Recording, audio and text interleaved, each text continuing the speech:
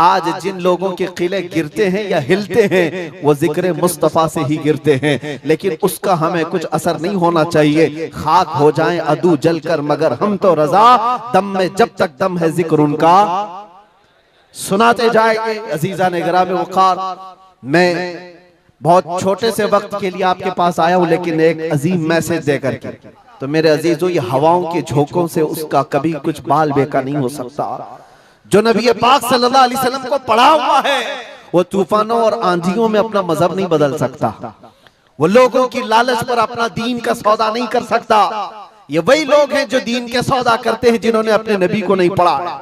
हुजूर पाक सल्लल्लाहु अलैहि वसल्लम को जिन आंखों ने एक बार देखा है वो सहाबा की जिंदगी तो देख लें। उनको खोलते हुए तेल में भी डाल दिया गया, मगर दामन मुस्तफा से हाथ हटाना तो दूर की बात है, जुबान पर लफ्ज लाना भी उन्होंने कभी गवारा नहीं किया।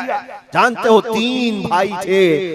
ये कलयुगी में एक हिकायत लिखी हुई है, 3 सगे भाई थे। एक ईसाई बादशाह ने गिरफ्तार कर लिया। तीनों जवान थे, 20 से 30 साल के बीच में। और बादशाह ने कैद करके उनको सबसे पहले क्या कहा, तुम अपना दीन बदल लो, धर्म परिवर्तन कर लो। मोहम्मद अरबी सल्लल्लाहु अलैहि वसल्लम के जो कसीदे गाते हो छोड़ दो। लेकिन देखो, याद रखो, उसमें से जब बादशाह ने ये बात रखी तो उन्होंने कहा, नहीं, हमारा दीन इतना सस्ता नहीं है कि हम तुम्हारी कैद में आते ही बदल डाले। उसने कहा, अगर तुम बदल लोगे तो मैं तुम्हें अपने वजारत में, सिपाहियों में बड़े मनसब पर रखूंगा। नहीं माना, ठुकराया। बादशाह ने क्या कहा, इसकी सजा तुम्हें भुगतने के लिए तैयार रहनी होगी। तैयार। बहुत बड़े एक कढ़ाई में तेल को लाकर खोलते हुए तेल में उसमें से सबसे बड़े भाई को डालने का हुक्म दिया।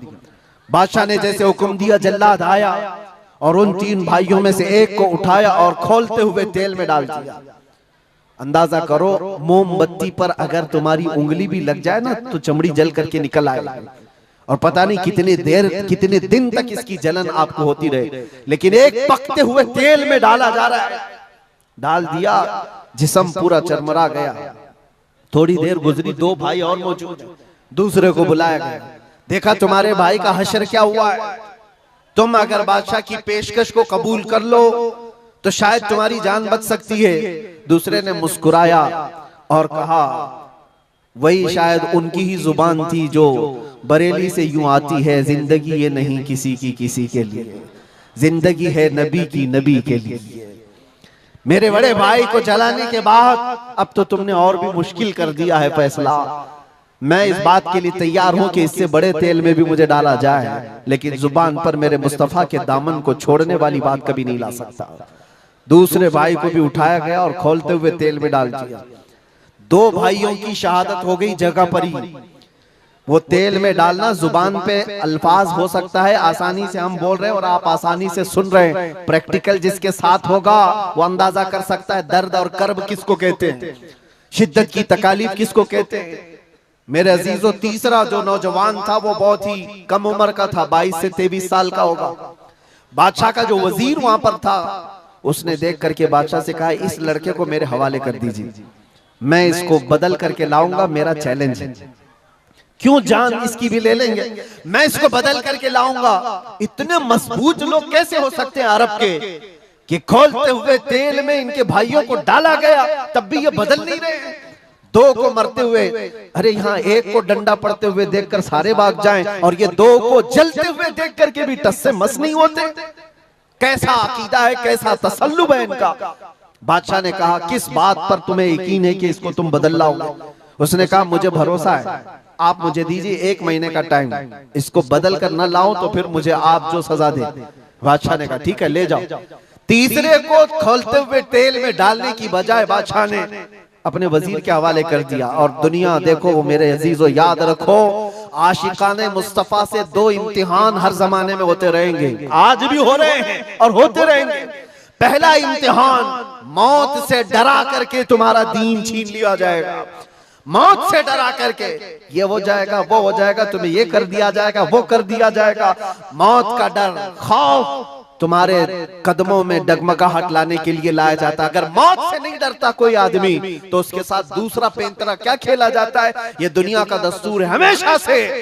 जब देखती है दुनिया के ये मौत से डरता नहीं है तो फिर इसको औरत और दौलत की लालच से खरीदने की कोशिश की जाती है। ये दो चीजें ऐसी हैं जो अच्छे अच्छों का सौदा कर जाती हैं। बहुतों ने अपना ईमान सिर्फ शबाब पर बेच दिया है, हुस्न शबाब को देख करके। औरतों के दिल दादा हुए या दौलत के दिल फरेब हो गए और उन्होंने अपना दीन का सौदा कर लिया है। नौजवानों, याद रखो, तुम्हारी जिंदगी में अगर ये दो इम्तिहानों में से कोई इम्तिहान आए तो अपने नबी पाक को याद कर लेना, हुजूर को याद कर लेना और अल्लाह के नबी सल्लल्लाहु अलैहि वसल्लम की बारगाह में ये इस्तिगासा कर लेना कि मेरे आका, बड़ा सख्त और कठिन वक्त आया है। दुनिया मौत से डरा करके कभी मेरा ईमान छीनने की कोशिश कर रही है, अगर उससे मैं नहीं डगमगाया तो दुनिया मुझे हुस्न शबाब की लालच दे करके अपनी तरफ लेना चाहती है। अब उस वजीर ने क्या किया, उस छोटे से नौजवान लड़के को अपने घर ले गया और उसकी बेटी थी जो निहायत हसीन और जमील, बहुत खूबसूरत लड़की उस वजीर की थी। अपनी बेटी को बुलाया और कहा, बेटी तेरे लिए एक काम देता हूँ, 1 महीना हमको मिला है, इस नौजवान को अपनी मोहब्बत में, अपने हुस्न जमाल में लेकर के आजा, बादशाह सलामत से जो इनाम चाहे तुझे ला करके दे दूंगा। अपनी लड़कियां आशिकाने मुस्तफा को खरीदने के लिए कल भी भेजे जाते थे, आज भी भेजी जा रही है। हो सकता है बहुत सारी जगहों पर जो हमारे लोग मुर्तद होते जा रहे हैं, वो जो बच्चियां आज अपने दीन और ईमान का सौदा करके भागती हैं किसी गैर के साथ और कहीं जा करके शादियां रचाती, वो ये समझती हैं कि ये कॉमन सी बात है। वो दीन बेचने वाले लोग हैं, उनका हिस्सा दीन इस्लाम में कुछ नहीं। कल क़यामत के दिन देखना, तुमने अपने नफ्स की खातिर एक गैर मुस्लिम के साथ भाग करके निकाह किया, चाहे वो बेटी हो कि बेटा हो, अपने दीन से सौदा किया है और गद्दारी की है। कल क़यामत के दिन मुंह तो अल्लाह को दिखाना है, हुजूर की शफाअत के बगैर तो कुछ होना नहीं है। देखना हश्र में जो हुजूर पाक सल्लल्लाहु तआला अलैहि वसल्लम के साथ तुम खड़े रहोगे कि हम खड़े रहेंगे, वो वक्त आने वाला है। उस नौजवान के साथ क्या हुआ, वजीर ने अपनी बेटी तो लगा दी। अल्लाह की पनाह मेरे अजीजों, हुजूर पाक का इश्क का एक कतरा भी जिसके दिल में आता है, ऐसी चीजें उसके पांव को नहीं डगमगाती, ना कभी उसका ईमान खरीद सकती हैं, ना उसके दीन का सौदा कर सकती हैं। वो लड़की रोजाना आती, रात के वक्त बैठ जाती और ये नौजवान जैसी महसूस करता, मेरे कमरे में अकेले तन्हा रहने के बावजूद वजीर की खूबसूरत हसीनो जमील बेटी, जिसके निकाह के पैगाम बादशाहों के औलाद से आया करते थे, शहजादे निकाह का पैगाम भेजा करते, वो लड़की मेरे पास आकर बैठ जा रही है। नौजवान क्या करता था, मुसल्ला बिछाया और सजदे में गिर गया। जब तक वो उठती नहीं थी ये सर उठाता नहीं था। ये रात भर के सजदे इसके इसी तरह रहते, वो ऊँगती रहती, देखती रहती, इंतजार करती रहती और थक करके वापस चली जाती। महीना गुजरने को आया था मेरे अजीजों, उस नौजवान ने आंख भरकर एक बार देखा भी नहीं और वो थक हार करके महीना खत्म होने के बाद उस नौजवान को मुखातब करके कहती है, ऐ नौजवान, एक बार मेरे हुस्न को देख तो ले। मुझे देखने के लिए बादशाहों के बेटों की भी कतार लगती है, कई बड़े बड़े लोग पैसों के अंबार लगा सकते हैं मेरे हुस्न को देखने के लिए, एक तू है कि मैं आता हूं तो मुसल्ले पे गिर जाता है। उठ, एक बार देख तो ले, मुझे अल्लाह ने कैसा हुस्न दिया है, कैसा जमाल दिया है, एक बार देख तो ले। उस नौजवान ने आंखें झपकाए बगैर, पलटे बगैर जवाब दिया कि ऐ खातून, तू अपना ये हरबा इस्तेमाल करना बंद कर दे, ये तेरा काम मुझ पर चल नहीं सकेगा। वजह यह है, जिन आंखों में एक बार जमाले मुस्तफा बस चुका हो, उसको दुनिया का हुस्न कभी धोखा नहीं दे सकता, दुनिया का जमाल उसे खरीद नहीं सकता। वो खातून उठ गई और जवान की इन बातों से उसके दिल पर ऐसा वलवला तारी हुआ। वो खातून कहती है, ऐ नौजवान खड़ा हो जा, मैं तुझे खरीदने नहीं आई, मैं तुझे अपनी दामे फरेब में फंसाने नहीं आई, उठ जा, अब मेरी एक अर्जी सुन ले। नौजवान उठा और पूछा, क्या अर्जी है? कहती है कि मैं अब तेरी मोहब्बत में गिरफ्तार हूँ, मैं चाहती हूँ कि तू मेरे दीन में ना आ, बल्कि तू अपने दीन में मुझे दाखिल कर ले। जिसके हुस्न ने तेरी आंखों को ऐसा बाकमाल बनाया है कि तन्हा होते हुए भी कभी तूने मेरे हुस्न को नहीं देखा, मैं चाहती हूँ कि उस हुस्न के पैकर जमाले मुस्तफा की मैं भी दिलदादा हो जाऊं। उस नौजवान को उठाया और कहा, मुझे पढ़ा दे ला इलाहा इल्लल्लाह मुहम्मदुर रसूलुल्लाह। हर जमाने में आशिकाने मुस्तफा जो होते हैं, हर जमाने में जो आशिकाने मुस्तफा होते हैं वो दूसरों की छाप अपने ऊपर लेते नहीं हैं, बल्कि जहां जाते हैं अपनी छाप दूसरों पर छोड़ करके आते हैं। यही होती है जिंदगी आशिकाने मुस्तफा की। उस नौजवान ने उसे कलमा तैयबा पढ़ाया और उस खातून ने कहा चलो यहाँ से निकलो, कुफ्रिस्तान से निकल करके हम निकाह करते हैं और साथ जिंदगी गुजारेंगे। तवज्जो चाहता हूँ, तवज्जो चाहता हूँ, ये मेरी बात को खत्म होने दो। ऐ नौजवानों, आज तुम्हें कोई बहकाने वाला, खोलते हुए तेल में डालने वाला नहीं है, उसके बावजूद तुमने पता नहीं अपने कितने घंटे ये सारे सोशल मीडिया पर आई हुई ऐसी हसीना और जमीलाओं के पीछे अपनी रातें बर्बाद कर डाली। तुम्हें पता नहीं ये आंखें अल्लाह ताला ने तुम्हें किस लिए दिए हैं। दुआ ये करो कुछ ऐसा कर दे मेरे किरदिगार आंखों में, हमेशा नक्श रहे रूए यार आंखों में। उन्हें न देखा तो किस काम की है ये आंखें कि देखने की है सारी बहार आंखों में। अजीजा ने गिरामी, उस नौजवान ने उस खातून की बात सुन ली और कहा चलो मुझे इस जगह से, इस कैद से निकालो, हम ये शहर छोड़ देते हैं, ये मुल्क छोड़ देते हैं। उस खातून ने उस नौजवान को आजाद किया और साथ लेकर चल पड़ी। शहर भी छोड़ दिया, बाहर निकल पड़े। रात का वक्त है, अचानक वो आधा रास्ता तय किए कि पीछे से घोड़ों के दौड़ने की आवाज आई। तवज्जो चाहता हूँ, एक फौज आ रही है और हिनहिनाने वाले घोड़ों की आवाजें आने लगी। दोनों डर गए। नए लोग हैं, नौजवान लड़का है, नौजवान लड़की है और शहर से भागे हुए हैं, दीन इस्लाम कबूल करके निकले हुए हैं।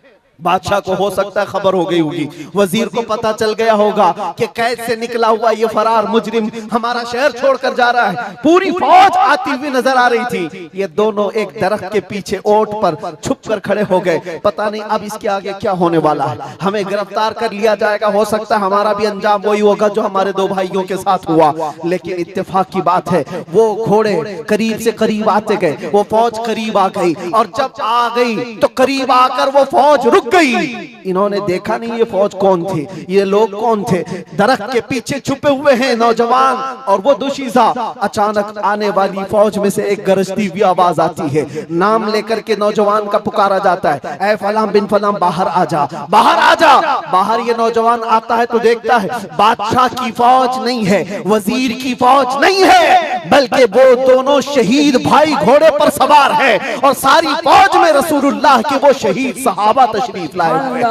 नारे तकबीर, नारे रिसालत, नारे रिसालत।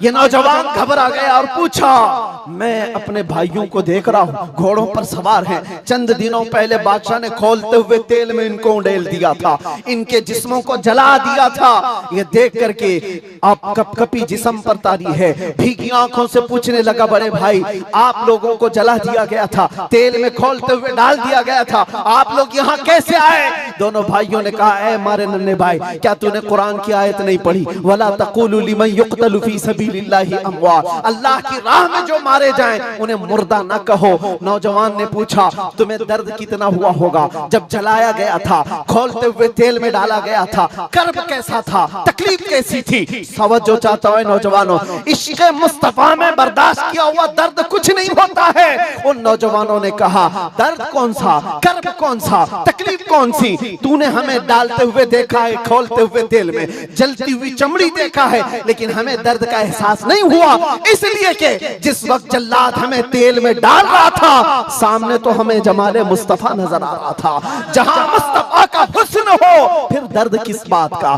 कर्ब किस बात का? इसीलिए तो सहाबा का ये नारा था या रसूलुल्लाह या रसूलल्लाह कुल्लु मुसीबतिन बादका जुललुन, ऐ अल्लाह के रसूल अगर आप हैं तो फिर हर मुसीबत हल्की है, हर मुसीबत छोटी है।